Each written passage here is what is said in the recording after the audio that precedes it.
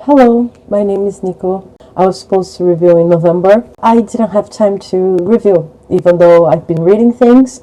I couldn't review it before, so this one will count as the review for November. Okay, so today I'm going to review Against Nature, or A Rebours, or Against the Grain by Huysmans. A strong recommendation by Cliff Sargent from Books Better Than Food.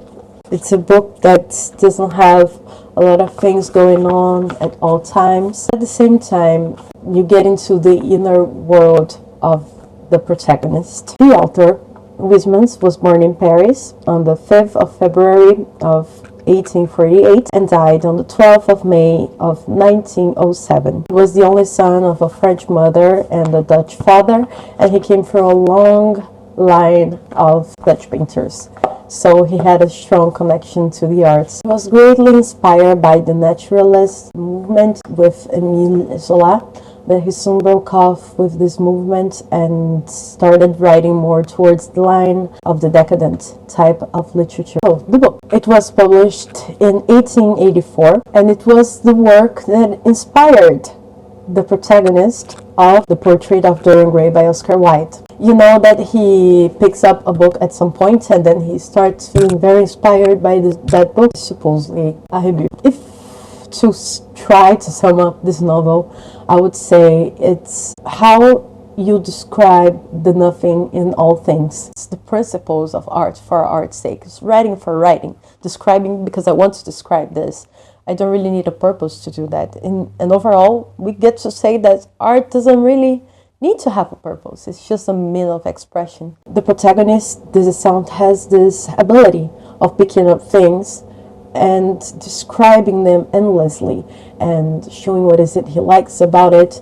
He's able to describe many things in music, literature, art, smell of things, even nature. He's not a huge fan of nature, but when he gets into flowers, because he wants to find flowers that don't really look like real flowers, that look like they are actually fake, he keeps going on through all of these different types of flowers that amuses him. So from the start, Distaste is moving from the heart of Paris to the outskirts of the city to a chateau in Fontenay because he wants to escape from everything and everyone.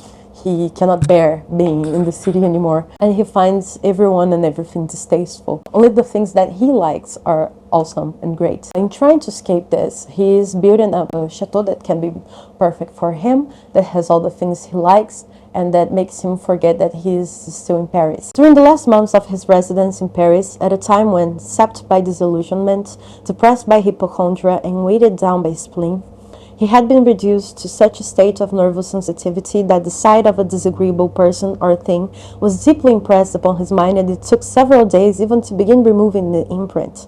The human face as glimpsed in the street had been one of the keenest torments he had been forced to endure. He could detect such inveterate stupidity, such hatred of his own ideas, such contempt for literature and art and everything he held dear, implanted and rooted in these mean mercenary minds, exclusively preoccupied with thoughts of swindling and money grubbing, and accessible only to that ignoble distraction of mediocre intellects, politics, that he would go home in a fury and shut himself up with his books. Last but not least, he hated with all the hatred that was in him the rising generation, the appalling boors who find it necessary to talk and laugh at the top of their voices in restaurants and cafes, who jostle you in the street without a word of apology, and who, without expressing or even indicating regret, drive the wheels of a baby carriage into your legs. I found in him many common things to myself, even though I think he's not such a good human being.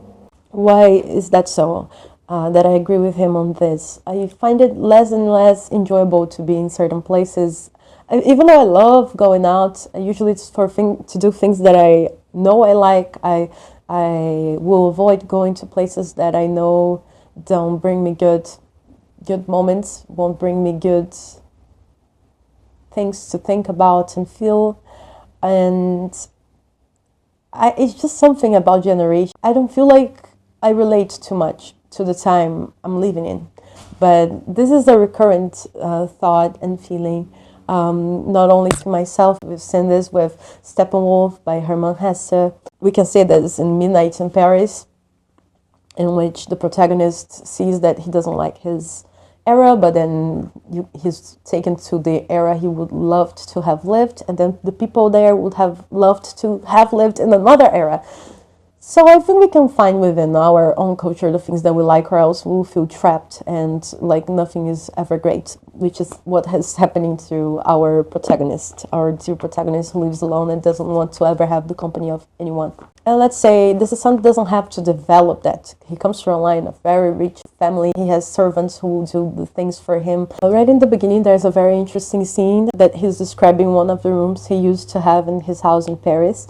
And it was a room that he used to receive prostitutes. So it's an environment in which he should feel only pleasure and forget of all of the things of the world. And I find it very peculiar, very interesting that he put a little silver cricket in a cage hanging from the ceiling. And somewhat is just to remind him in this moment of the origins of his emptiness of soul, emptiness of being. Thus, in hateful and contemptuous memory of his childhood, he had suspended from the ceiling of this room a little silver cage containing a cricket, which chirped as other crickets had once chirped among the embers in the fireplaces at the Chateau de Luz. Whenever he heard this familiar sound, all the silent evenings of constraint he had spent in his mother's company, and all the misery he had endured in the course of a lonely, unhappy childhood came back to haunt him. And when the movements of the woman he was mechanically caressing suddenly dispelled these memories, and her words or laughter brought him back to the present reality of the boudoir, then his soul was swept by tumultuous emotions. A longing to take vengeance for the boredom inflicted on him in the past, a craving to sully what memories he retained of his family with acts of sensual depravity, a furious desire to expand his lustful frenzy of cushions of soft flesh and to drain the cup of sensuality to its last and bitterest dregs. I find it interesting that he still found a way to dig him deeper into his misery, or just find a way to purge that with sex, at the same time that he has these thoughts and feelings coming back to him. Well, I really like the fact that this book makes very good remarks in many different spheres of culture, art, literature, perfumes, even nature, even though he doesn't like nature much, music, and we can get to learn a lot from it. And if you already know about it, you get to deepen your knowledge and also see it from another perspective. Some of my favorite parts of the book is when he's talking about art, because he mentions some of my favorite painters and paintings, such as the dark paintings by Francisco de Goya, Odilon Redon. There's a lot of things about nightmares and surrealist symbolic figures, and also Gustave Moreau. One of my favorite topics in paintings is Salome, or Judith, if you may. And one of my favorite paintings of it is by Gustave Moreau. And he describes it in such a way that I just had to keep coming back to read it. Because when you're able to describe each of the things that you like about these paintings in such detail and why it entices you, it's marvelous, and I love reading this part. It is definitely one of the best dissecations of art to be found in literature. The character of Salome, a figure with a haunting fascination for artists and poets, had been an obsession with him for years. In Gustave Moreau's work, which in conception went far beyond the data supplied by the New Testament, this essential realized at long last the weird and superhuman Salome of his dreams. Here she was no longer just the dancing girl who extorts the cry of lust and lechery from an old man by the lascivious movements of her loins, who saps the morale and breaks the will of a king with the heaving of her breasts, the twitching of her belly, the quivering of her thighs. She had become, as it were, the symbolic incarnation of undying lust, the goddess of immortal hysteria, the accursed beauty exalted above all other beauties by the catalepsy that hardens our flesh and steels our muscles, the monstrous beast, indifferent, irresponsible, insensible, poisoning. Like the Helen of ancient myth, everything that approaches her, everything that sees her, everything that she touches. And then he keeps pondering about the meaning of the head in the middle of the painting and her pointing and the way she's looking at it, and the king, the way the king is positioned in the picture. It is a very strong image that we have of Salome in there. Another thing is this being revolted against religion and all these things, and at the same time that you find the aesthetic of religion and the whole way they build themselves and they are able to influence people through religion, and at the same time this fight against the way you were raised in this religion and knowing that it's so full of hypocrisy. His reflections about religions remind me of Portrait of the Artist as a Young Man by James Joyce. I also find it interesting when he says that Schopenhauer is one of the thinkers that got closer to our truth of being. Verily, it is a pitiful thing to live on earth. He too preached the nullity of existence, the advantages of solitude, and warned humanity that whatever it did, whichever way it turned, it would always remain unhappy. The poor because of the sufferings born of privation, the rich because of the unconquerable boredom engendered by abundance. The difference between them was that he offered you no panacea, beguiled you with no promises of a cure for your inevitable ills. Distaste's initial feelings towards nature are of hatred. He changes this throughout the book. Then he adores the machines. He even has sort of dream about a world that is ruled by machines. And to me, that was a sort of early representation of futurism. I thought that was very cool, even though I don't agree with him. I prefer being amidst nature, but the way he imagined it was a lot forward for his time. Usually for decadent characters and texts, the beautiful woman is that one that has makeup, that has a way of concealing herself. They don't like anything in its natural state. So this is decides to have a turtle. He never cares for opening the windows to let the air into his house. He never cares about feeding his turtle, but he cares about it walking around and not having any extra charm at it. So at first he lines it with gold, and while still being unsatisfied with the way it turned out, he encrusts the turtle with jewels. While I was reading the part that he comes back home and the turtle is dead, and it doesn't change any way the way he's feeling about himself, but that's just to show his character. I was at a friend's house, and curiously, her landlord has a lamp that is on the shape of a turtle that is sort of encrusted in jewels. It's like colorful all around.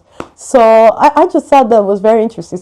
Sometimes when I'm reading books, I don't know if it's the fact that we are reading it, we are able to see other things in our daily lives, but it's also curious because it's not so easy to find a turtle, a colorful turtle like that, while I was holding the book with me. So there you go. While it's really interesting to see the way that he describes things endlessly, sometimes it gets a bit fatiguing and reminds me of Patrick Bateman in American Psycho describing brands and the bands he likes. I just thought it was a sort of similar the way they do that. This is a book that I should definitely read again in my life, following all of these connections he does, all of these references he offers you, because it's hard for anyone to ever know all of this expenditure of details that he's given to you. He's vomiting all of these things into you, and you're not able to digest everything. It's too much, but at the same time, if you're able to absorb those things, you know a great portion of all arts.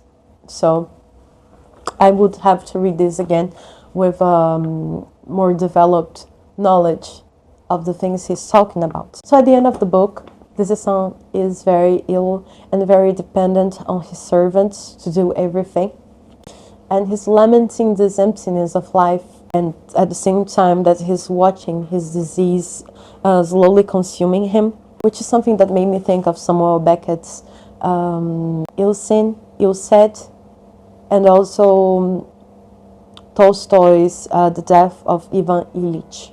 Because these two other stories are talking about people who slowly see themselves dying and getting sick. The first one, Samuel Beckett, is someone that is just old and is seeing their lives get wasted away without being able to do anything about it. And the second one is someone that's getting sick and seeing that life just keeps going on, and he sacrificed many things on his life for the others, but in the end no one cares about him for real. What I like about Rebours, it's a book that is so dense. Supposedly it is about nothing, but in the end it is so dense that to be able to pick up all of these things, you really have to read it countless times and do your research on this thing. It's something to read again in the future. And I love rereading things, so I'm here for it. And yeah, that's it. Thank you for watching my review for Huysmans' Rebours. I would like to thank Cliff for the suggestion. It was a great book to read. Something I'm not able to completely comprehend. I don't think I will ever be able to completely comprehend, but it's something that is worth rereading many times. And I would like to say that I want to bring December's book review soon, now in January, and also January's book review.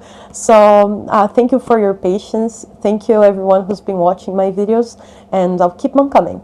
At least one per month. Even if I take a while, it will come. And that's it. I'm wishing a great 2026 to all of y'all, and that you can find a reason to keep on going. See you. Thank you. Ciao, ciao.